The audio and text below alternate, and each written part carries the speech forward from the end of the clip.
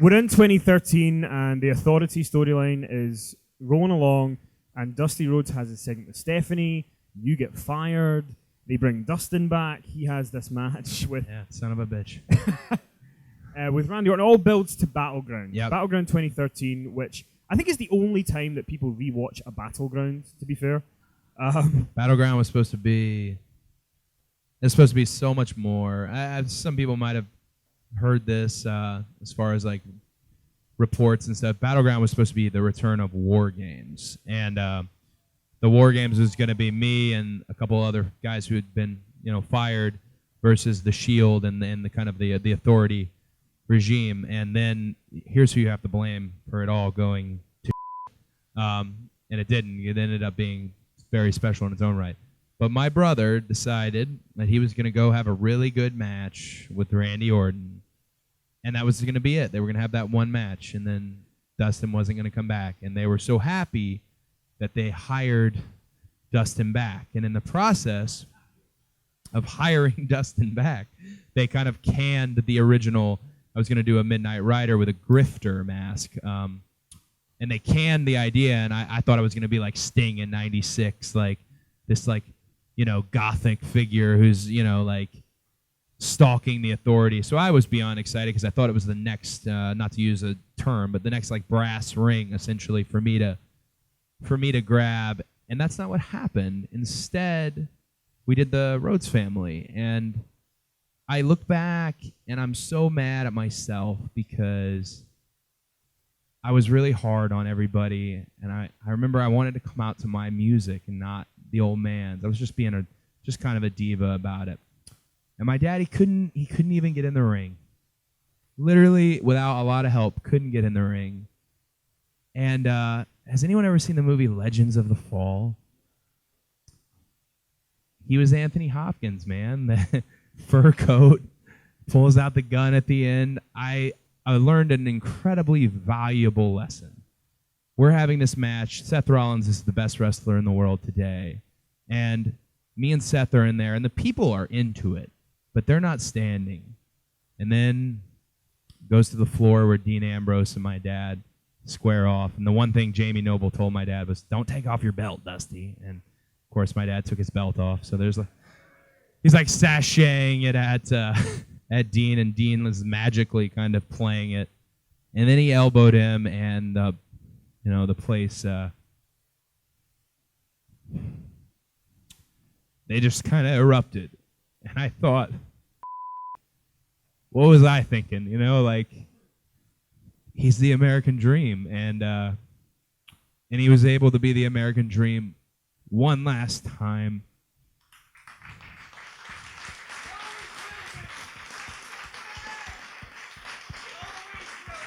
And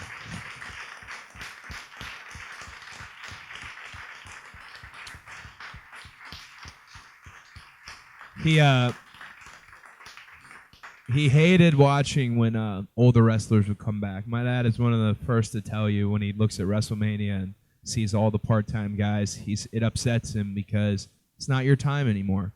It's these guys' time. And he never wanted to take anybody's time. And he never wanted you guys, specifically you guys, to see him old. My mom asked him as he got sick if there was one thing she could do. And I remember he said, "Just make me young again." That's all he wanted. And that moment, it's just symbiotic. It's not really between us. It's between you guys, the loyal fans of wrestling, and him. And I have to thank you for it because it meant a lot to him. I know that.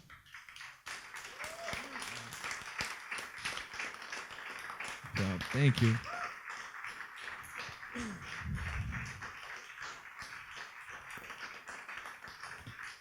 And I think we should also make sure that it's out there that nobody rocked double denim like Dusty Rhodes. Oh, man. Would have been 71 today. Wild. So please go home tonight.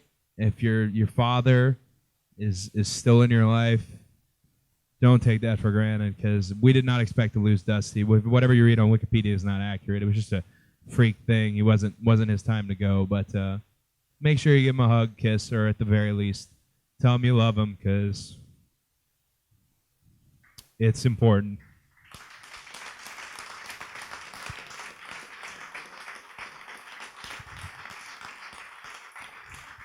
Of course, this pocket square is not functional, so fuck.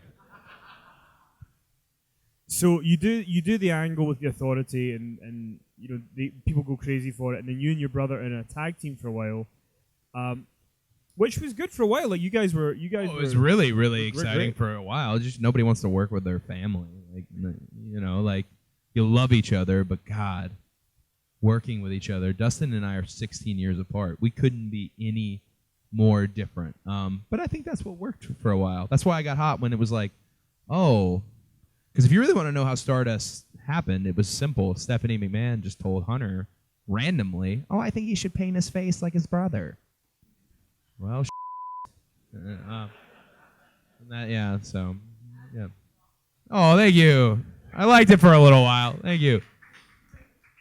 So, I said this in Manchester, but I think I should say it again here. Like, I didn't watch the Raw where Stardust debuted live. So, it was like the next day, and I vividly remember being on a train, watching it on my laptop. And I remember there was a woman sitting next to me, and she was kind of, have you ever watched wrestling on a laptop on a train? And the people beside you are always like,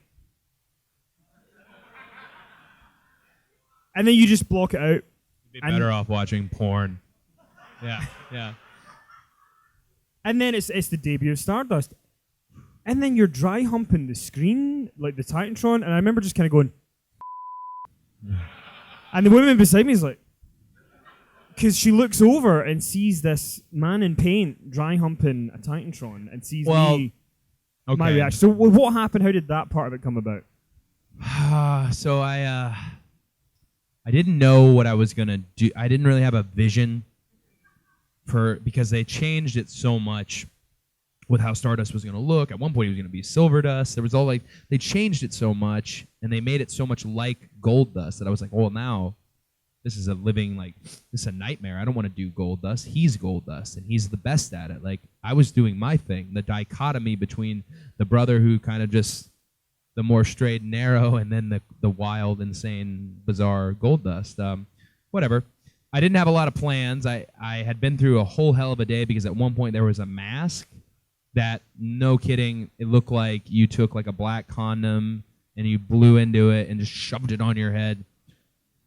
And they made me go into the office with it on, and it's like the saddest moment ever. I'm thinking, please. I told him, I go, this is the one thing I won't do.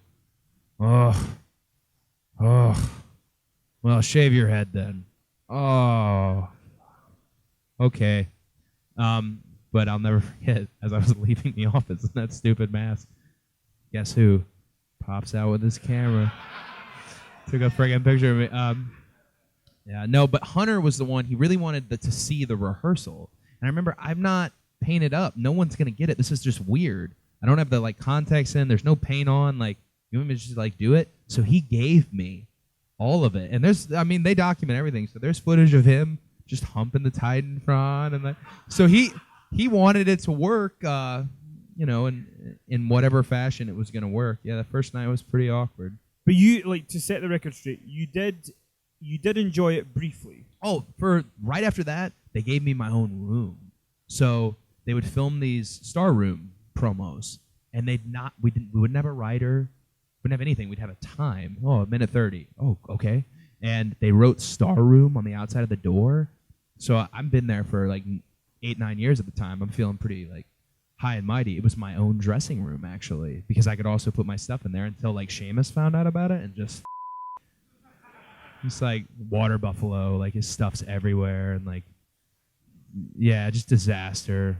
But they gave me my own room. They let us do what we want, and here's where things, this seems funny, but this is where things really go south.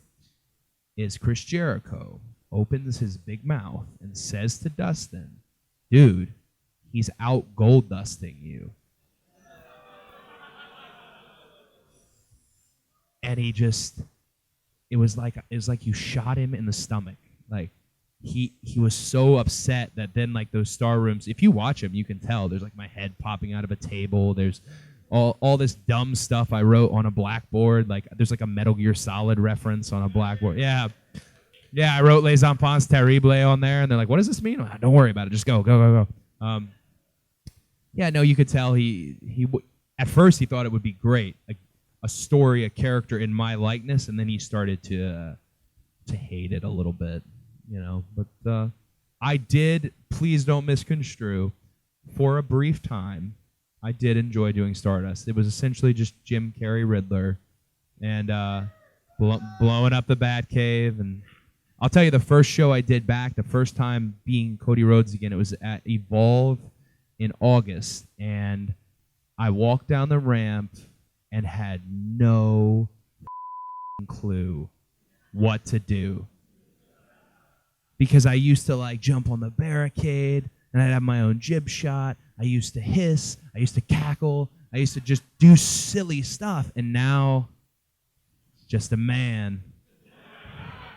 And it was a very scary moment. And for a brief moment, I thought, oh, I talked all this about Stardust. Now I feel kind of bad, you know. But one thing about the Stardust character, whether you loved it or you hated it, I think a lot of people here did love it. And I remember you did an interview with Sam Roberts in New York. And it was like 25 minutes long. And I was like, and it wasn't like Cody Rhodes interview, it was Stardust interview. yeah. And the whole time you are Stardust, you answered every question of Stardust. How important was it to you that if you're going to do it, you're going to stick to it? That's everything in wrestling. I mean, you're going to see that. I think we announced Matt Hardy is going to be here. Like that's everything in wrestling. But also, and there's kind of a sad clown element behind this. I was embarrassed of Stardust when it was in those settings where there weren't all the bright lights and weren't all like the bells and whistles, when you're just walking out to do media interviews in an empty access hall at 6 a.m. Well, I'd get up at 4 to make sure that they didn't get me at all. They never got through it. Never once were you going to get me at all. From 6 to 1 p.m. you would get Stardust, and I enjoyed. It was fun. You learn that John Cena, when I used to drive him around, and that's one of the things he told me was how I got good at the thugonomics was I did media. I asked to do media over and over again. That's a good way to develop a little bit of a rap, a little bit of a vernacular as a character. So I always thought I was trying to develop it, but I was also just a sad clown. So yeah. I know.